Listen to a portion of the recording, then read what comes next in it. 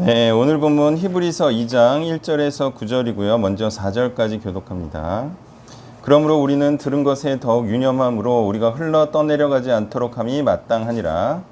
천사들을 통하여 하신 말씀이 견고하게 되어 모든 범죄함과 순종하지 아니함이 공정한 보응을 받았거든.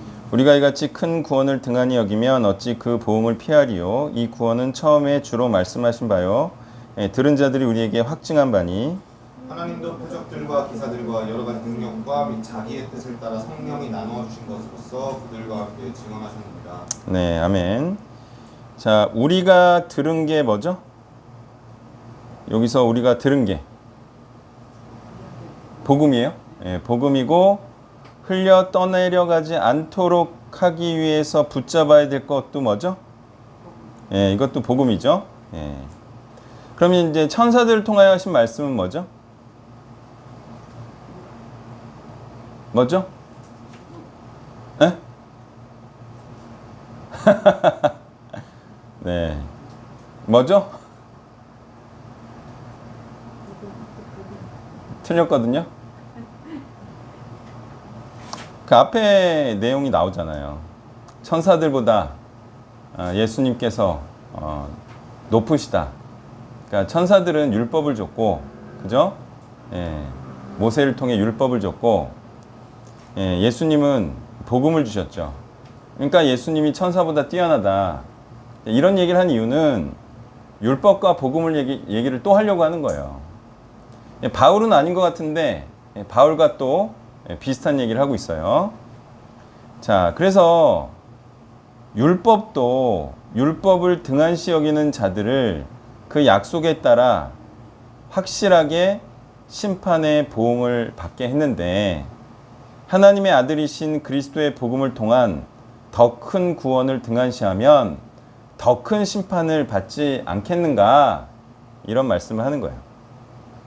자, 이 더 큰 구원과 더 큰 심판을 일으키는 복음은 그리스도께서 처음에 말씀하신 말씀이고 사도들이 확증하여 더 확실하게 하고 강화시킨 말씀인데, 이 말씀과 복음이 진짜 하나님의 말씀임을 증명하기 위하여 각종 표적들과 기사들과 여러 가지 능력으로 함께 증명되고 증언됐던 거예요. 자, 그러니 하나님의 뜻을 따라 성령이 나눠주신 것이라 하면 표적들과 기사들이 뒷받침하는 복음을 의미하는 거죠. 성령이 뭘 나눠줬어요? 성령이 표적들과 기사들을 나눠줬죠. 그걸 베풀었죠. 근데 그런 여러 가지 능력으로 진짜 하시고자 했던 것은 복음이라는 거죠. 자, 목적은 복음이에요. 예, 복음을 위해 표적을 일으키신 거죠. 자, 그러니 하나님의 뜻을 따라 성령이 나눠주신 것이라 함은 복음, 즉 그리스도의 말씀들을 의미하는 것으로요. 대표적으로 뭐가 있죠? 성령께서 나눠주신 거. 대표적으로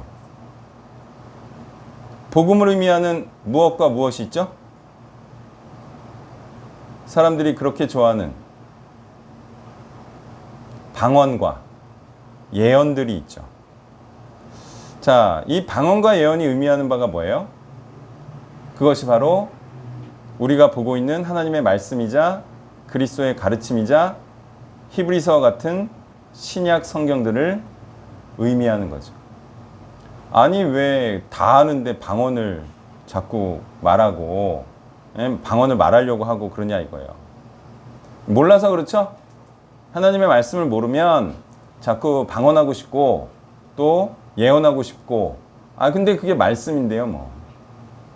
그러니까 모를 때는 그런 거를 막 간절하게 구하고 그래요. 근데 하나님의 말씀을 떡하니 알면 그런 것들을 구하지 않아요. 그러니 신약을 뒷받침하는 구약 성경과 복음을 의미하는 신약 성경을 등한시하면, 자, 어떻게 될까요? 천사들이 준 율법도 지키지 않으면 그 이스라엘처럼 심판을 받는데, 하나님의 아들이 주신 복음을 지키지 않으면 지옥에 가겠죠? 율법을 행하지 않는 자들보다 더 큰 심판을 받게 되는 것입니다. 말씀은 이렇게 말씀으로써 말씀을 알게 하여 행하게 하는 것인데요. 누구라도 그리스도처럼 말씀이 되므로 말씀을 알게 하여 말씀을 행하게 하는 일을 하지 않으면 그는 성령에 순복하는 자가 아니며 성령의 지배와 인도를 받는 자가 아닌 성령이 없는 자인 거죠. 성령의 인도를 받는다는 것이 무엇이에요? 성령의 지배를 받는다는 거죠. 성령의 지배를 받으면 성령에 굴복하여서 성령의 일을 하겠죠. 그러니까 성령의 일을 하지 않으면 성령이 없는 자예요. 성령의 인도를 받지 않는 자이죠. 그것이 바로 말씀을 행하는 것이죠. 4절 후반부에 성령이 그들과 함께 증언하셨느니라고 말씀하고 있죠. 그러니까 이 증언을 성령만 하는 게 아니에요. 성령의 사람들도 하는 거죠. 예수님만 하는 게 아니에요. 예수님을 따르는 자들도 하는 거죠.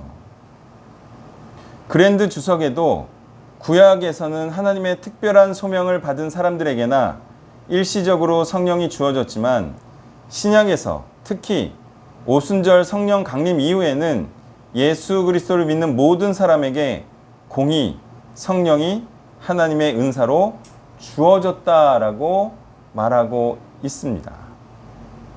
그러니까 성령의 은사를 누가 구하죠? 성령의 은사를 누가 구해요? 성령의 기름 부으심을 누가 구해요, 자꾸? 성령이여 기름 부어 주옵소서. 그죠? 물론 인도자는 할 수 있죠. 너희들 성령 받으라고. 근데 자기에게 성령의 은사를 달라고 이렇게 하는 사람들은 뭘 구하는 거죠? 뭘 구하는 거예요?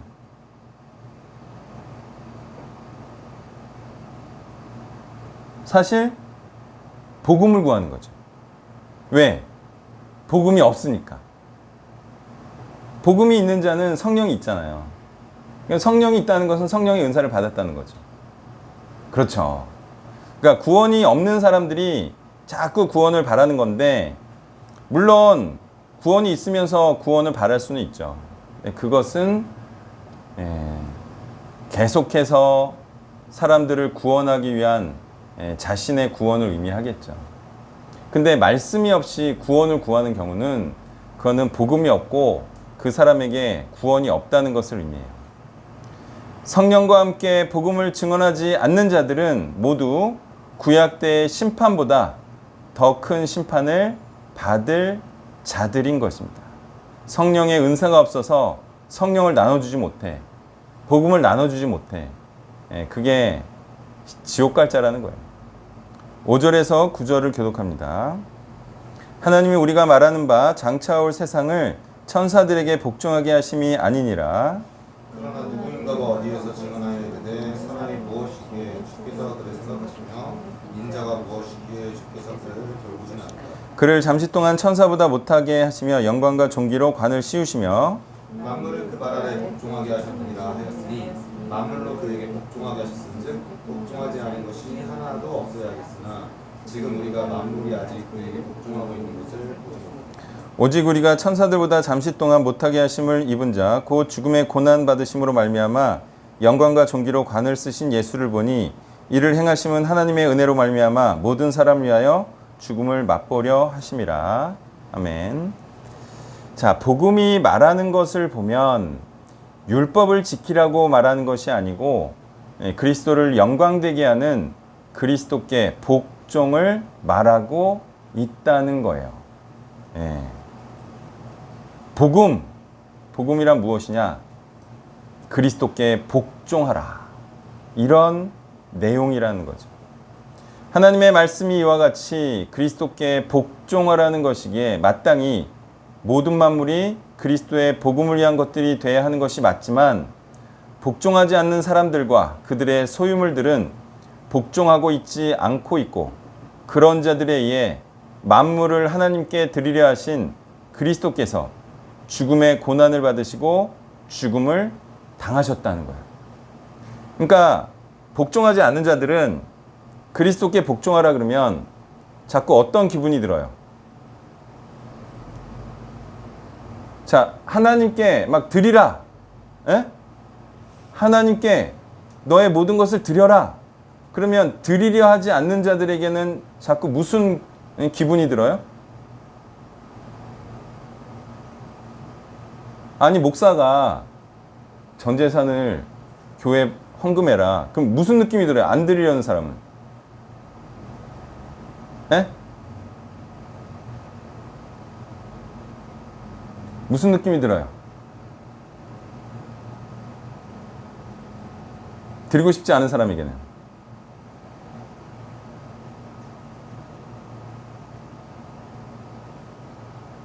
그 목사가 빼앗는 것처럼 느껴지죠. 강요, 도둑, 이런 느낌이 들잖아요. 그러니까 이단적인 느낌이 들잖아요. 그러니까 이단으로 만들어버린 거예요. 예수님께서 만물을 하나님께 드리려고 했더니 하나님께 드리려 하지 않는 자들이 그리스도를 이단으로 만들고 빼앗으려는 사람으로 만들어서 죽여버렸다는 거예요. 예. 그래서 그리스도께서 죽음의 고난을 받으시고 그들에 의해 죽임을 당하셨다 이거예요. 그러나 그리스도의 죽음은 죽음으로 끝나지 않고 화려하게 부활하심으로 영광과 존귀를 얻으시게 됐는데, 이는 그리스도께서 구원케 하시려는 하나님의 은혜와 자비와 긍휼을 행하시려고 기꺼이 모든 자들을 위한 희생 제물이 되셨기에 가능한 일이었던 거죠. 그러니까 자꾸 하나님께 드리게 해야 돼요. 그게 뭐 시키려는 거예요, 자꾸. 그러니까 제가 자꾸 헌신시키려고 하잖아요. 그래서 헌신하지 않으려는 자들이 저를 공격하잖아요. 근데 자꾸 헌신시키려 하는 거는 제가 뭘 베풀려는 거예요? 네? 뭘 베풀려는 거죠?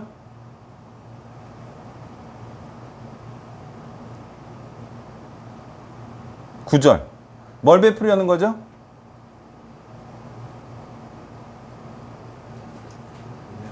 하나님의 은혜를 베풀려는 거죠. 근데 이렇게 하나님의 은혜를 베풀면 하나님께 바치려고 하지 않은 자들이 죽이려고 해서 희생제물이 된다는 거예요. 자, 그러니까 하나님께 다 바치게 하려고 해야 돼요. 사역자는 교인들, 성도들을 하나님께 다 바치도록 해야 된다고. 그게 그리스도의 뜻이잖아요. 만물을 하나님의 것이 되게 하는 그런 일을 해야 돼요. 자, 그러니 하나님의 은혜를 베푼다는 것은 무엇을 행한다는 것을 의미할까요? 그것이 바로 그리스도께서 복종케 하는 복음을 전함으로 그리스도처럼 불순종하는 자들에게 심한 공격과 비난을 받는 것을 의미하는 거예요. 자, 하나님의 은혜를 베풀고 싶죠? 그러면 어떻게 해야 돼요? 그리스도께 복종케 하는 복음을 전함으로 그리스도께 복종하지 않은 자들의 심한 공격과 비난을 받아야 된다는 거예요. 그래야 그리스도처럼 부활하여 영광과 존귀로 관을 쓰는 일이 있을 거예요. 이 일을 하지 않고 모든 자들로부터 칭찬을 받으려 하면 반드시 화가 있을 거예요. 네. 자, 우리의 운명은 누구에 의해서 결정되죠? 하나님에 의해서 결정되죠. 근데 사람들은 마치 사람들에 의해서 결정되는 줄 알아요. 그래서 하나님의 말씀인 복음에 복종하지 않아요. 자꾸 사람들에게 마음에 들라 그래. 그러지 마시고 하나님의 마음에 들려고 해보세요. 그러면 복음을 전하게 돼 있죠. 내가 왜 복음을 전하지 않을까? 자꾸 사람들을 인식하는 거죠. 사람들이 나를 어떻게 생각할까? 내가 너희 것을 하나님께 바치라고 하면 사람들이 나를 이상하게 생각하지 않을까? 자꾸 그런 생각 때문에 사람을 하나님께 바치려고 하지 않는 거예요. 복음에 복종하고 있지 않은 자들을 조심해야 됩니다. 그들은 적으로 갑자기 돌변할 수도 있는 자들이에요.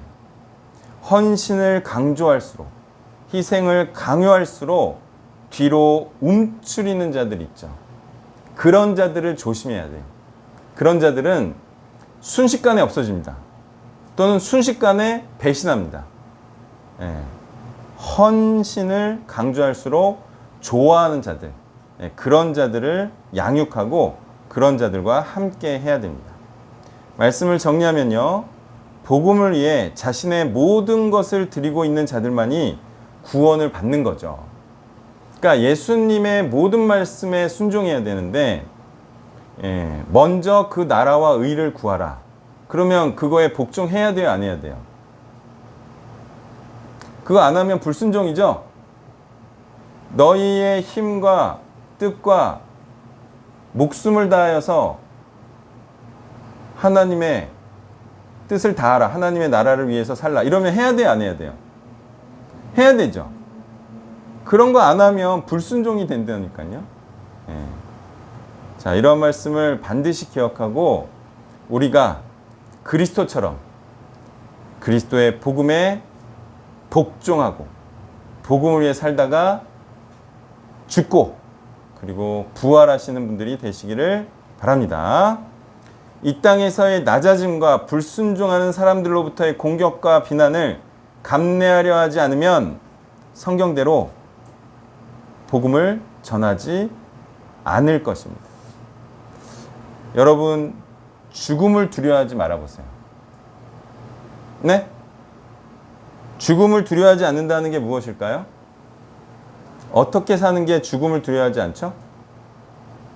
죽음을 두려워하면서 사는 사람들의 모습을 보면 알 수 있죠. 그들은 다 어떻게 살아요? 가난하여짐과 비천해짐과 낮아짐을 싫어하는 거예요. 그러니까 딱 죽는 거를 두려워하지 않고 죽는 것처럼 되는 거, 비천해지는 거, 낮아지는 거, 가난해지는 거를 싫어하는 것이 죽음을 두려워하는 거예요. 그게 죽음과 가까운 거죠. 정말 잘 사는 사람들은요, 가난하게 사는 거예요. 뭐라고요? 가난하게 사는 것만 내가 감당할 수 있다. 그러면 뭐든지 할 수 있습니다. 아셨죠? 사는 건 다 살아요. 꾸역꾸역. 근데 그게 가난하게 사는 걸 싫어하는 거지, 그게 딱 죽는 것을 싫어한다기보다는 가난하게 사는 게 죽는 거를 싫어하는 거예요. 근데 죽는 거를 두려워하지 않으면 가난하게 사는 것도 두렵지 않아요. 그래서 그냥 가난하게 살면 복음을 위해 살 수 있다 없다? 살 수 있어요. 안 죽는다니까요. 딱 안 죽어요. 그러니까 돈을 많이 안 벌어도 딱 죽지는 않아요. 아멘? 그건 믿겨지죠? 딱 죽지는 않는다니까요. 그냥 고생하고 가난할 뿐이에요. 세면대 우리 집 어제 2층 떨어졌거든요. 그거 그냥 내 손으로 달면 되는 거지. 근데 시키잖아요. 돈 들죠. 근데 가난하게 산다는 그거 내 손으로 고칠 수 있다.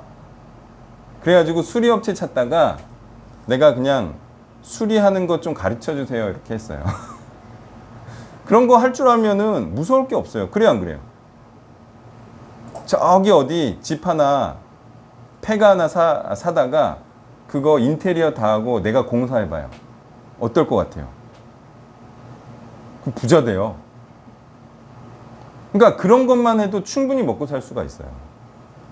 내가 그냥 내 손으로 직접 하면서 집도 만들고 그러면서 산다고 딱 생각해보면 두려울 게 있을 것 같아요, 없을 것 같아요? 그래가지고 오늘 저녁에 아저씨 오거든요. 한번 보려고 어떻게 고치나. 그런 거 하나 배우면서 가난하게 살면요, 진짜 복음을 위해 살 수 있어요. 예. 하여튼 마음 딱 먹으시고 죽기를 두려워하지 않고 복음을 위해서 살면 천국 간다. 이거 아셨죠? 네, 기도하겠습니다. 하나님, 참으로 복음을 주시고 또 복음을 위해서 살다 죽으면 부활하는 것임을 예수 그리스도를 통하여 분명히 보여주셔서 감사합니다. 우리가 참으로 이 복된 복음, 그리고 그 어느 것보다도 값진 이 복음을 세상 많은 사람들에게 알리는 이 귀한 일을 우리가 우리의 삶을 마감하기 전까지 반드시 우리의 모든 것을 다하여 할 것을 하나님 앞에 다짐하며 이 모든 말씀 예수님의 이름으로 기도했습니다. 아멘. 네, 오늘 광고는 없고요. 하여튼 우리가 할 수 있는 거 있으면 저한테 알려주시고, 요즘 또 생각하는 거는 그런 게 좀 있어요. 복음을 위하는 사람들을 좀 이렇게 인터뷰를 하면서 그런 분들에게 좀 응원도 하고 또 사람들에게 알려서 또 감동도 일으키고 좀 이런 일을 좀 해볼까 뭐 이런 생각을 하고 있어요. 그래서 좀 같이 함께할 교회들도 이렇게 알아보려고 하는데, 혹시 이 뜻을 함께하는 기술자 알고 계시면 좀 알려주세요. 찍고 뭐 편집하고 뭐 그런 분이겠죠. 하여튼 그렇게 해서 또 동역자들을 좀 발굴해볼까 그렇게 또 생각하고 있습니다. 축도로 예배를 마치겠습니다. 이제는 죽음을 두려워하지 않고 죽음의 길로 나아가사 부활의 영광을 맛보시고 또한 우리에게 부활의 영광으로 나아가는 길로 재촉하고 계신 예수 그리스도의 은혜와 독생자 아들을 주시며 참 사랑은 가장 귀한 것을 주므로 또한 그 뜻을 이루는 것임을 우리에게 보여주신 성부 하나님의 사랑과 참으로 복된 복음, 돈보다도 값진 이 복음을 세상 모든 사람에게 알림으로 모두를 하나님의 은혜의 방편이 되게 하고 또한 은혜를 받게 하시고자 하는 성령의 역사하심이 이제 우리도 하나님들과 같이 하나님의 일들에 연합하여서 참으로 복된 자와 복될 자를 양산하는 귀한 사역자들이 되기를 소망하는 이곳에 있는 온 세대 교인들 머리머리에 이제부터 영원까지 함께 계시기를 간절히 축원하옵나이다. 아멘.